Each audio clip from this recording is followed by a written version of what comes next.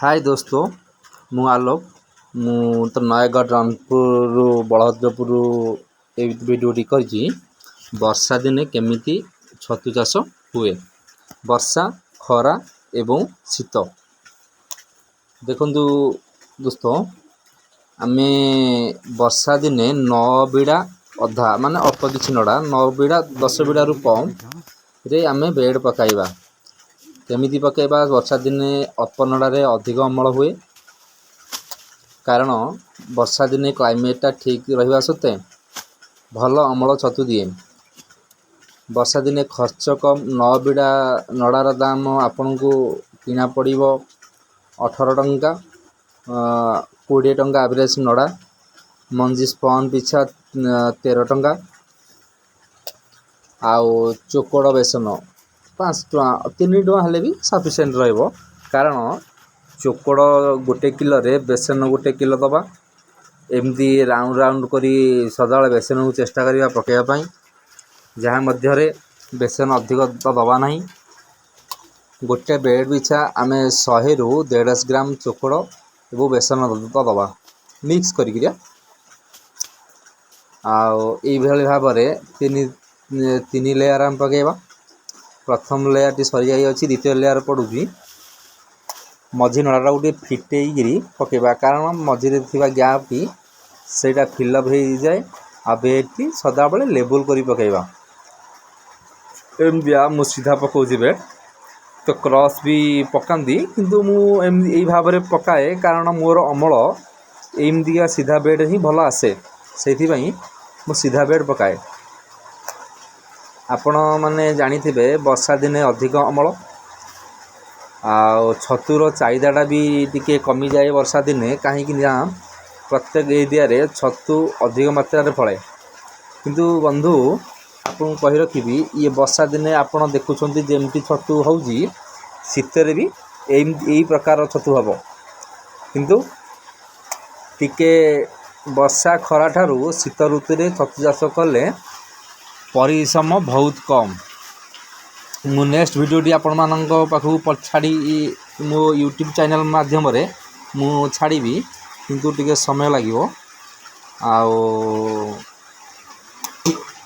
एबे तो वर्षा दिन चली जेहेतु वर्षा दिन रे वीडियो करी छाड़ुची। मु वर्षा दिन तो छतु करेनी, समय मिलले मु वर्षा दिन छतु चाष करे।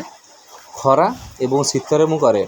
आपण देखिबे जे वर्षा रे जेमती छतु फुटुची, शीत ऋतु रे भी सेमती छतु फुटिबो।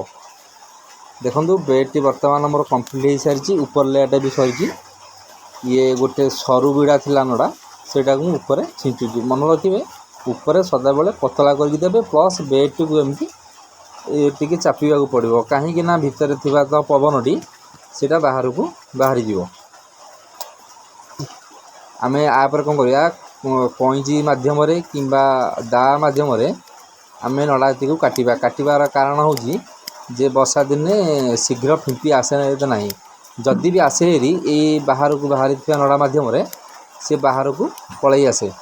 सेथे मी काटी देले फिंपीटी आ बाहर को आसी परिबो नाही, जहाँ मध्यरे कि भितरे से ग्रोथ हेबो।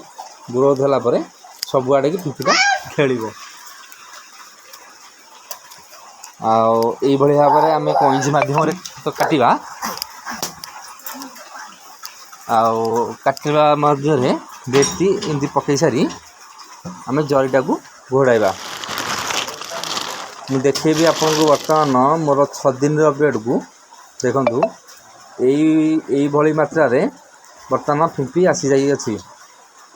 ये होची 6 दिन रो बेड। आकु मु खोली 2 घंटा पवन देई आकु फेर मु पैकिंग करबी। 7 दिन रो बेड देखेबी। एमती 2 घंटा डेली पवन दवा पड़िबो। 6 7 8 दवा पड़िबो। 8 दिन जरी पूरा खोली दवा पड़िबो दिन जाक। देख ये होची 7 दिन रो बेड, ये होची 9 दिन रो बेड। पिन पळे आसी देखो तो केते प्रचुर मात्रा रे पिन आसी। ये होची तो 9 दिन रो बेड देखेबी। आपण मानकु 7 दिन बेड बर्तमान देखंतु 7 दिन बेड एमती बेडटी किभली मात्रा सुखी आपन देखिए बेड पकेला बेले जी नड़ा उदा थब छतु तोला सैला पर भी मध्य सही उदार रहा आवश्यक। देखंतु ये 8 दिन बेड फिपी आसी जाइए 8 दिन रे बेडटी को सुखेला पर कौन हम से 9 दिन को सब पिन रे परिणत हो पिन मन रखी था फिंपी सुखिले फिंपी कलवर्ट हुए पिन घेर पिन की कन्वर्ट देखो बर्तमान 9 दिन केमती पिन आसी जाइए देखो प्रचुर मात्रा पिन आसी यही मात्रा 9 दिन में पिन पलि आसो जहाँफल कि आमको 2 घंटा सकाଳେ पवन दे आपको फेर जरी ओहलाई रखा पूरा पैकिंग करवा किसी आवश्यक ना एमती पकईकी रखीद जेहेतु फिंपी अंगारकाम्ल आवश्यक हुए छतुपाई अम्लजान आवश्यक हुए पिन रे अम्लजान बाजिले पिन टी छतुरे परिणत हुए। देखो ये बर्तमान 10 दिन बेड मुझे तो देखा केमती पिन रु छतु को कलवर्ट होती देखो छोट छोट सब कढ़ आसी गला एमती आसो आपण मैंने मन रखु वर्षा दिने अधिक परिश्रम खरा दिन भी अधिक परिश्रम किंतु शीत दिने परिश्रम ही ना शीत दिन बेड मुझे देखी आउ तो 2 मास रहा 2 मास पर मु शीत दिन केमती छतु हो देखी किंतु आपण मैंने भूली तो जी वर्षा एवं खरारे छतु चाष करेनि शीतर करेंगे कारण शीत दिने अधिक अमल कहाँपाई कौन हो पारे किंतु मोपाई शीत दिन बहुत भल शीत दिन तो एमती स्ट्रक्चर कर पकेला हेनी किंतु तले पकिया हम मु नेक्स्ट वीडियोटी आपण पाखु छाड़ी आ मो यूट्यूब चैनल को आपण मैंने लाइक और कमेंट और शेयर और मो चैनल को सब्सक्राइब करूँ जेहेतु शीत दिन आसु आसु मु प्रथम बैच रे मो वीडियोटी आपण मान पाखे जा पहुँची मु जो प्रोसेस रे पकेबी आपण माने सही प्रोसेस रे करी उपकृत हो पारे। आ पाखरे थिबा कृषि उद्यान केंद्र को जाई परामर्श करंतु सेठारे आपन को छतु चाषर ट्रेनिंग नहीं पारे कि कौन छतु यूनिट सहित तो जोगाजोग करी सेठारु ठीक रे भी छतु चाष शिखी छतु चाष करें छतु छतु चाष अल्प खर्च अधिक लाभ। देखो बर्तमान ये 10 दिन बेड मोर 10 दिन बेड रे क्यों मात्रा आसी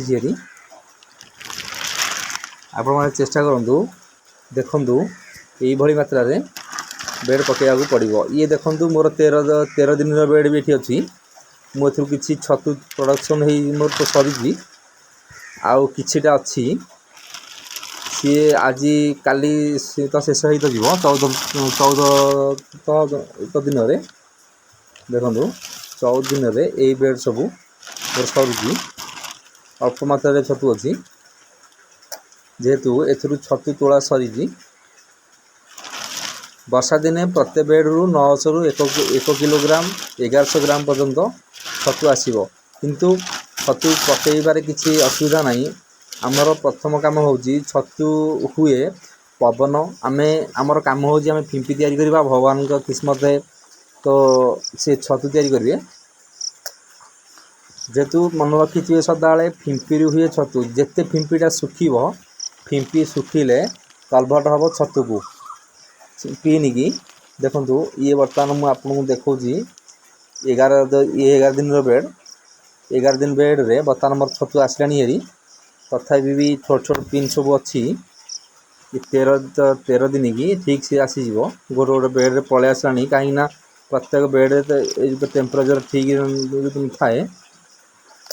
देखो बर्तमान ये 13 दिन बेड को भली मात्रा छतु आसी आपड़ देखो प्रति बेड पिछा 1 किलोग्राम 900 रु 1 किलोग्राम छतु एथरू तोला जीव ए बेड रु मोर आज अल्प किसी छतु मु तोली 13 दिन रे देखो कि भली मात्रा छतु अच्छी पिन अच्छी ये काली की ये मोर बेड सब बाहर देखु ମୁଁ ଆପଣଙ୍କୁ ବର୍ତ୍ତମାନ 14 ଦିନର ବେଡ଼ ବି ମଧ୍ୟ ଦେଖେଇବି। 14 ଦିନରେ କିଭଳି ମାତ୍ରାରେ ଛତୁ ଆସୁଛି। ଆଉ ଆପଣମାନେ ମୋ ଭିଡ଼ିଓକୁ ଲାଇକ୍ କମେଣ୍ଟ ସେୟାର କରି ଚ୍ୟାନେଲକୁ ସବସ୍କ୍ରାଇବ୍ କରି ଆପଣମାନେ ଅପେକ୍ଷା କରନ୍ତୁ। ଶୀତ ଦିନ ପ୍ରଥମରୁ ଆପଣଙ୍କ ପାଖକୁ ମୋ ଭିଡ଼ିଓଟି ଯିବ, ଯେଉଁ ମାଧ୍ୟମରେ ହିଁ ଆପଣମାନେ ଶୀତ ଦିନର ଛତୁ ଚାଷ ଆରମ୍ଭ କରିପାରିବେ। ଇମାଜିନ୍ କରିପାରିବେନି, ମୁଁ ଏବେ କିଛି ସମୟ ଗଲା ପରେ ଆଉ ଗୋଟେ ଭିଡ଼ିଓରେ ମୁଁ ଆପଣ ଦେଖିବେ, ସେଇଟା ହେଉଛି ଶୀତ ଦିନର ଯେଉଁ ତ ଛତୁ। ଏଇଟା ବର୍ତ୍ତମାନ ଚାଲିଛି ମୋର ବର୍ଷା ଦିନର। ମୁଁ ଗୋଟେ ଭିଡ଼ିଓ କ୍ଲିପ୍ କରି ମୁଁ ରଖିଥିଲି ଶୀତ ଦିନେ କେମିତି ଛତୁ ହୁଏ। ମୁଁ ସେ ଭିଡ଼ିଓଟିକୁ ମଧ୍ୟ ଏଥିରେ ଆଡ଼୍ କରିଛି।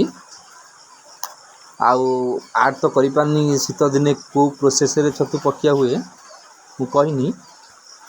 ଇଏ ମୋର ସବୁ ନଡ଼ା କଟା ହେଇଛି ତ 1.5 ଫୁଟରେ ମୁଁ ଏ ନଡ଼ାରେ ପକାଇଛି ବେଡ଼। ଦେଖନ୍ତୁ ବର୍ତ୍ତମାନ କିଭଳିଆ ମାତ୍ରାରେ ଛତୁ ଆସିଛି। ଇଏ ହେଉଛି 14 ଦିନର ତ ବେଡ଼। ଦେଖିପାରୁଥିବେ ଏ ବେଡ଼ରୁ କେତେ ଗ୍ରାମ ଛତୁ ବାହାରିବ ଆପଣ ଦେଖନ୍ତୁ। ଇଏ 14 ଦିନର ବେଡ଼, ମାତ୍ର 9 ବିଡ଼ା ଅଧାରେ ଛତୁ ହୋଇଛି। କିଛି ଛତୁ ବି ଫୁଟି ଯାଉଛି। ଦେଖନ୍ତୁ ଛତୁ ଫୁଟିଲେ ନାଲି ପଡ଼ିବାର ତ କାରଣ ଛତୁରେ କୌଣସି ନଡ଼ା ଟଚ୍ ହେବା କିମ୍ବା ଜରି ଟଚ୍ ହେଲେ ଛତୁଟି ନାଲି ପଡ଼ିଯାଏ, ଯାହା ମାଧ୍ୟମରେ କି ଆମେ ବେଡ଼ ଉପରେ ବଟଲ ଦେଇପାରିବା, ନଚେତ କାଠି ଦେଇ ରଖିପାରିବା, ଛତୁଟି ଲାଲ ପଡ଼ିବନି। ଦେଖନ୍ତୁ ଇଏ ମୋର 14 ଦିନର ବେଡ଼, ଏଇଭଳି ମାତ୍ରାରେ ଛତୁ ହେଇଛି। ବେଡ଼ର ପ୍ରତ୍ୟେକ ଅଂଶରେ ହିଁ ଛତୁ ଆସିବ। ତଳେ ମଧ୍ୟ ଆସୁଛି, କାହିଁକିନା ଯେହେତୁ ଭାଡ଼ିଆ ମୋର ତଳପଟ ବି ଆସୁଛି ଛତୁ, ଦେଖିପାରୁଥିବେ। ଏଥିରେ ଅଳ୍ପ ଖର୍ଚ୍ଚ। ଇଏ ହେଉଛି ବର୍ଷା ଦିନର ଯେଉଁ ଚାଷ। ଆପଣମାନେ କରିବାକୁ ଚାହୁଁଥିଲେ ନିକଟତମ କୃଷି ବିଜ୍ଞାନ କେନ୍ଦ୍ର, ହର୍ଟିକଲଚର କିମ୍ବା ଏଗ୍ରିକଲଚରରେ ତ ଯୋଗାଯୋଗ କରନ୍ତୁ। ସେଠୁ ଆପଣ ଛତୁ ଟ୍ରେନିଂ ନେଇପାରିବେ। ସରକାର ବହୁତ ଯୋଜନା କରୁଛନ୍ତି ଆମ ଚାଷୀ ଭାଇମାନଙ୍କ ପାଇଁ, କିନ୍ତୁ ଆମେ କିଛି ଚାଷୀ ଭାଇ ଅଛନ୍ତି ଜାଣିପାରୁନାହାନ୍ତି କିଛି, କାହିଁକିନା ସେମାନଙ୍କର ଅଫିସିଆଲିଟି କିଛି ହର୍ଟିକଲଚର ହେଉ କିମ୍ବା ଏଗ୍ରିକଲଚର ହେଉ, ସେମାନଙ୍କର ଯୋଗାଯୋଗ ଠିକ୍ ସେ ରହିପାରୁନି, ଯାହାଫଳରେ କି ସେମାନେ କିଛି ଅସୁବିଧାର ସମ୍ମୁଖୀନ ହେବାକୁ ପଡ଼ୁଛି। ଆଉ ମୁଁ ଅନୁରୋଧ କରିବି ଭାଇମାନଙ୍କୁ ହର୍ଟିକଲଚର ଏଗ୍ରିକଲଚର ସହିତ ସମ୍ପର୍କ ରଖି ତାଙ୍କ ସହିତ ସାର୍ମାନଙ୍କ ସହିତ ଯୋଗାଯୋଗ କରି କିଛିଟା ଶିଖିବା ପାଇଁ। ଦେଖନ୍ତୁ ଇଏ ବି ଛତୁ ମୋର ବାହାରିଛି, ମୁଁ ଜରି ଖୋଲିନି, ଏବେ ଛତୁ ମୋର ବି ତୋଳା ହେବ। ଆପଣଙ୍କୁ ଦେଖେଇବି ମୁଁ କିଛି ଶୀତ ଦିନରେ କେମିତି ଛତୁ ହେଉଛି। ଦେଖନ୍ତୁ ଇଏ ହେଉଛି ମୋର ଶୀତ ଦିନର ଛତୁ। ମୁଁ ଏଇ ଭିଡ଼ିଓଟିକୁ କ୍ଲିପ୍ କରି ରଖିଥିଲି, କିନ୍ତୁ ବେଡ଼ କେମିତି କେଉଁ ପ୍ରୋସେସ୍ରେ ପକିଆ ଯାଏ ସେଇଟା ତ ଏଇ ଭିଡ଼ିଓରେ ବର୍ତ୍ତମାନ ମୁଁ ଦେଖେଇ ପାରୁନି। ଆର ପ୍ରୋସେସିଂଟା ମୁଁ ଦେଖେଇବି। ଆଉ ମଝିରେ ରହିଲା 2 ମାସରୁ 2.5 ମାସ ଭିତରେ ରହିଲା। ଆପଣ ଏଇ ପ୍ରୋସେସ୍ରେ ପକାଇଲେ ଶୀତ ଦିନେ ବି ଏଇ ପ୍ରକାର ଛତୁ ହେବ। ଦେଖନ୍ତୁ କେତେ ବଢ଼ିଆ ଭାବରେ ଛତୁ ହେଇଛି। ଇଏ ଶୀତ ଦିନର ଛତୁ ଚାଷ। ଇଏ ବେଡ଼ ସବୁ ଅଛି ମୋର 3 ଫୁଟିଆ ବେଡ଼। ଏଥିରେ ଲାଗିଛି ମୋର 17 ବିଡ଼ା ଲେଖା, ଯେଉଁ ଗୋଟେ ବେଡ଼ରେ 17 ବିଡ଼ା ନଡ଼ା ତ ଲାଗିଛି। ଆଉ ଏଥିରେ ମୁଁ କେବଳ ଦେଇଛି ବେସନ ଆଉ ଏବଂ କୋଳଥ ଯେତିକି ପକାଇଛି, ତା ବୋଟ ବି ସେତିକି ପକାଇଛି, ଅଧାରେ ଇଏ ପକିଆ ହେଇଛି। ଦେଖନ୍ତୁ ଇଏ ଶୀତ ଦିନର ଛତୁ ଚାଷ। ବେସନ 1 କିଲୋରେ କୋଳଥ 1 କିଲୋ ମୁଁ ତ ଦେଇଛି। ଦେଖନ୍ତୁ ତଳେ ପକିଆ ହେଇଛି ବେଡ଼, ଗୋଟେ ବାଉଁଶ ଦେଇକି ପକାଇଛି, କାହିଁକି ଉଇ ଲାଗିବାର ସମ୍ଭାବନା ରହୁଛି। ଦେଖନ୍ତୁ।